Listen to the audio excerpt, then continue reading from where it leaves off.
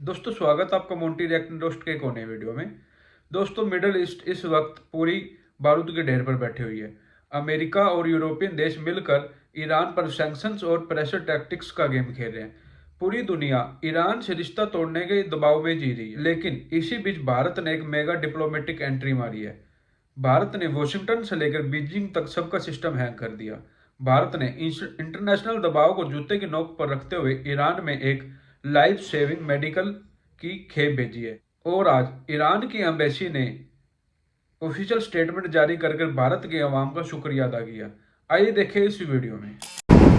जंग के बीच ईरान पहुंची भारत की मदद। भारत ने ईरान के लिए लोगों के लिए मानवीय मदद भेजी है। भारत में ईरान के दूतावास ने इसकी पुष्टि करते हुए भारतीय जनता का आभार व्यक्त किया है। दूतावास ने कहा कि भारत के लोगों की ये मदद संकट के समय बेहद अहम है। जंग के हालात के बीच मानवीय सहायता दोनों देशों के रिश्तों और आपसी सहयोग को दर्शाती है। भारत की तरफ से जी पहली मेडिकल एड जो है वो ईरान के लिए शिपमेंट रवाना कर दी गई है, बल्कि रिसीव भी हो गई है, जिसके लिए ईरान की तरफ से एक जैसे के लिए शुक्रिया का भी मैसेज जो है वो भारत के लिए भेज दिया गया। ईरान ने हमेशा कश्मीर के मामले पर भारत को सपोर्ट किया। उन्होंने, मैं बिलखसूस देखने वालों को थोड़ा सा क्लैरिफाई करूंगा, लेकिन उसमें चीमा साहब अब मजीद उसमें चले। एक तो होता ना चले कश्मीर के हवाले से, लेकिन जंग शुरू होने से एक दिन पहले वहां पे जाना इजराइल के अंदर और फिर जाके कहना कि भारत माता की बात है। आप अगर आप कहते हैं इजराइल ने शुरू करी और अमेरिका ने शुरू करी, तो इजराइल की तरफ जो अमेरिका को जवाब दे नहीं पाते हैं क्योंकि इनके पास वो टेक्नोलॉजी नहीं है। इजराइल के ऊपर मिसाइल होनी चाहिए थी 90% ना।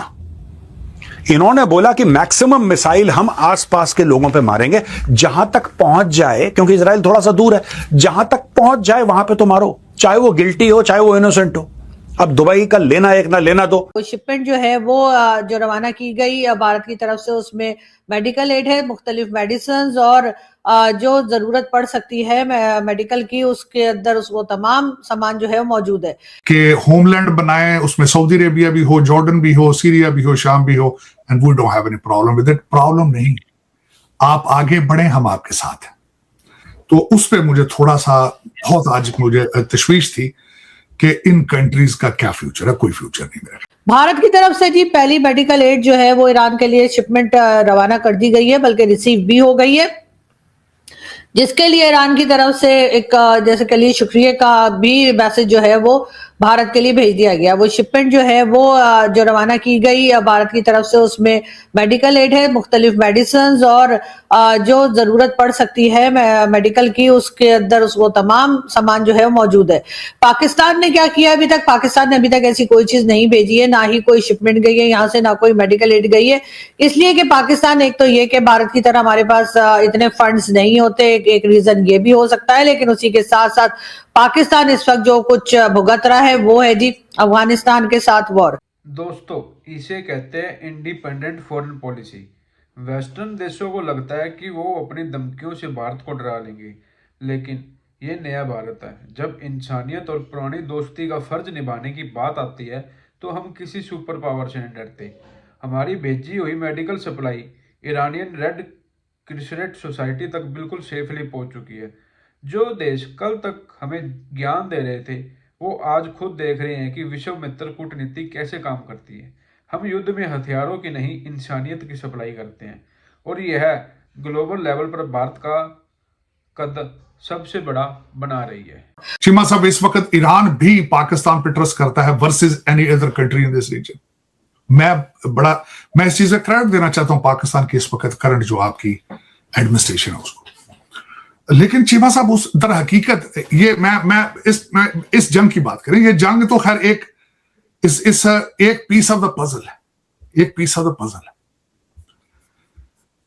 अब ये हमें सोचना चाहिए कि इसके बाद कौन सा, देखिए ना, मैं यहां पे करेक्शन करना चाहूंगा चीमा साहब। इजराइल ने, जायनिस्ट माइंडसेट ने पूरी एक प्लानिंग के जरिए पिछले 40 साल में एक एक कंट्री जो उनको खटकता था अपने पास आसपास, उनको चुन चुन के सफाया किया। मुझे आप ईरान की बात कर रहे हैं, मुझे सदाम हुसैन बताएं जरा उसके बारे में। उसके ऊपर पीएचडी हो सकती पूरी। उस बंदे का सिर्फ एक कसूर था, मैं आज आपको बता देता हूं। उसका कसूर यह था कि उसके पास बहुत बड़ी एक आर्मी मौजूद थी और वो इजराइल के बड़ा करीब था डिस्टेंस वाइज। और वो थ्रेट बनता, थ्रेट थी उनके लिए, ये कसूर। फिर इराक और ईरान की जब जंग थी, आप उसके हालात देखें। आज मैं चलें जी छोड़े, आज मुझे किसी ने पूछा था कि यार पाकिस्तान के इस वक्त जो ईरान है वो उस पर जंग की स्ट्रेटजी क्या है, मुझसे किसी ने क्वेश्चन किया। मैंने कहा पहला प्लान ये था कि लीडरशिप को मारेंगे तो यहां पे रिवोल्ट हो जाएगा, इनकलाब आ जाएगा, रिजीम चेंज हो जाएगी। वो सक्सेसफुल नहीं हुआ। दूसरा प्लान क्या था चीमा साहब? दूसरा प्लान कुर्दों का था, वो प्लान फेल हुआ। अब आपको पता है तीसरा प्लान क्या चल रहा है इस वक्त? कि किसी ना किसी तरीके से ये कंट्रीज एक दूसरे से गड़ पा जाए। जीसीसी कंट्रीज, सऊदी अरेबिया और दूसरे कंट्रीज, इस सारे मिलकर ईरान के ऊपर चढ़े, वो इनको मारे, ये उनको मारे, ये प्लान कीजिए। मैं उसकी मिसाल भी देना चाहता हूं। और ड्रोन्स मारे जा रहे हैं, कहीं पे ऐसा ना हो कि ईरान का न्यूक्लियर मटेरियल पड़ा हो, वहां पे मिसाइल गिरे और वो सब फैल जाए, एक न्यूक्लियर एक्सीडेंट हो जाए, इसका भी डर है दोस्तों। और यहां पे गल्फ स्टेट्स और अरब स्टेट्स के ऊपर लगातार दर लगातार ईरान जो है वो मिसाइल ठोके जा रहा है। अच्छा, इजराइल और अमेरिका ने मिलकर ईरान पे हमला किया। अब क्योंकि इजराइल की जो मिलिट्री है दैट इज वेरी कॉम्पिटेंट, तो इजराइल को डैमेज तो हो रहा है नो डाउट, लेकिन इजराइल जो है वो हिजबुल्लाह को भी ठोक रहा है। लेबनान में अंदर जाके मार रहा है हिजबुल्लाह को, ग्राउंड ट्रूप्स चले गए लेबनान के अंदर, वो वहां पे मार रहे हैं हिजबुल्लाह को, और यहां पे वो ईरान को भी मार रहा है। ईरान उल्टा क्या कर रहा है कि अगर आप ओवरऑल देखेंगे, ओवरऑल तो उसने जितनी मिसाइल्स, और दोस्तों बड़ी जिम्मेदारी के साथ कह रहा हूं कि ईरान ने जितनी मिसाइल इजराइल के ऊपर मारी है ना, उससे दुगनी मिसाइल उसने आसपास के जो मुस्लिम देश हैं उन पर मार दी है, जबकि उन मुस्लिम देशों ने ईरान के ऊपर अटैक नहीं किया है। यानी कि वहां से कोई हमला नहीं हुआ, बेसिस हैं अमेरिकन हैं, लेकिन वहां से there have been no attacks. For example Dubai पे मार दिया या अबू धाबी पे मार दिया। लेकिन fact of the matter is दोस्तों, अगर आप इसको एक कॉन्टेक्स्ट में देखें कि लड़ाई अगर आप कहते हैं इजराइल ने शुरू करी और अमेरिका ने शुरू करी, तो इजराइल की तरफ जो अमेरिका को जवाब दे नहीं पाते हैं क्योंकि इनके पास वो टेक्नोलॉजी नहीं है। इजराइल के ऊपर मिसाइल होनी चाहिए थी 90% ना, इन्होंने बोला कि मैक्सिमम मिसाइल हम आसपास के लोगों पे मारेंगे, जहां तक पहुंच जाए, क्योंकि इजराइल थोड़ा सा दूर है, जहां तक पहुंच जाए वहां पे तो मारो, चाहे वो गिल्टी हो चाहे वो इनोसेंट हो। अब दुबई का लेना एक ना लेना दो, आपने दुबई में ड्रोन मार दिया। क्यों मार दिया ड्रोन? क्योंकि आपके ड्रोन दुबई तक पहुंच सकते हैं। तो आपने बोला कि गिल्टी और इनोसेंट हम बाद में देख लेंगे, गुनहगार है, मासूम है, ड्रोन जाते हैं ठोक दो पहले। I think that is the principle Iran is working on, कि पूरे के पूरे गल्फ में रायता फैला दो, सबको मारो जिसको मार सकते हो। वो इस नहज पे आके खड़े हो। तो दोस्तों ये होती है असली पावर। जहां दुनिया सबको आइसोलेट करने में लगी हुई है, वहां भारत अपनी शर्तों पर ग्लोबल पॉलिटिक्स खेल रहे हैं। भारत के इस बोल्ड और बेखौफ कदम पर आपका क्या कहना है? कमेंट सेक्शन में जरूर बताना। क्या इंडिया ने वेस्टर्न प्रेशर को इग्नोर करके सही किया? कमेंट्स में जय हिंद और प्राउड इंडियन की बाढ़ आ जानी चाहिए। वीडियो को दबाकर शेयर करें ताकि दुनिया को हमारी पावर पता चले, और असली जियो पॉलिटिक्स की खबरों के लिए चैनल को जरूर सब्सक्राइब करें। जय हिंद, वंदे मातरम।